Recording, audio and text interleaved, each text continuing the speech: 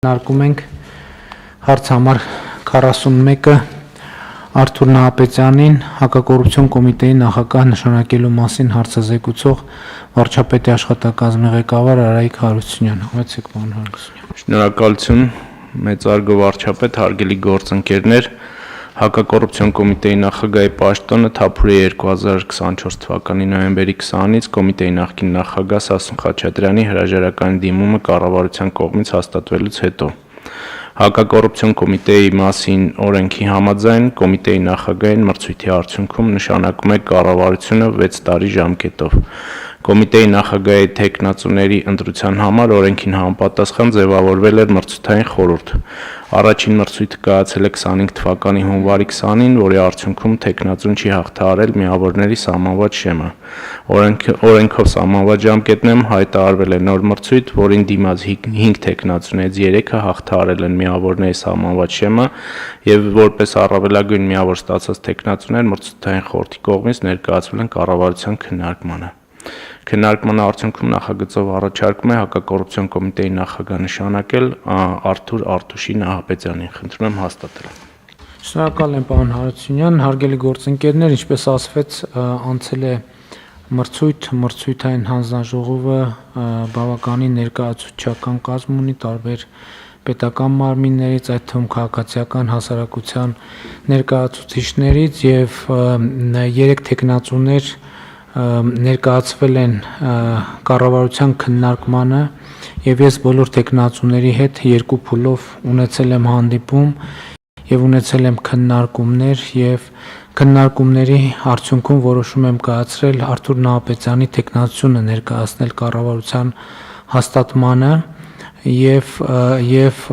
ընդ որում ուզում եմ արձանագրել, որ այս եզրահանգումը ինչ որ առումով համընկել է նաև մրցութային հանձնաժողովի եզրահանգման հետ, որովհետև պարոն Նահապետյանը թե բարեփոխության միավորով, թե ընդհանուր միավորների հանրագումարով առավելագույն թվերն է հավաքել եւ այդ առումով կարծում եմ, որ սա էլ կարևոր փաստ է արձանագրելու համար։ Պիտի ընդգծեմ նաև, որ կրկին ուզում եմ գոհունակությունս արտահայտել եւ շնորհակալություն հայտնել մրցույթի մյուս մասնակիցներին, մասնավորապես շեմը հաղթահարած մասնակիցներին, նրանցից Պետրոս Մարտիրոսյանը այս դահլիճում է եւ զբաղեցնում է տեսչական մարմինների համակարգման գրասենյակի ղեկավարի պաշտոնը եւ այսինքն գործունեությամբ ներգրավված է կառավարման համակարգում, նաեւ Գևորգ Քոչարյանը, ով թեկնածուներից մյուսն է, նշանակվել է արտահայտության նախարարի տեղակալ, այսինքն ըստ էության նույնպես այսպիսով ներգրավում է պետական կառավարման համակարգում, իսկ այս փուլում մենք պարոն Նահապետյանին առաջադրում ենք որպեսզի ղեկավարի հակակոռուպցիոն կոմիտեն։ Խնդրեմ պարոն Նահապետյանին, ինչ ունեք ասելու կառավարությանը։ Համեցեք, նստեք։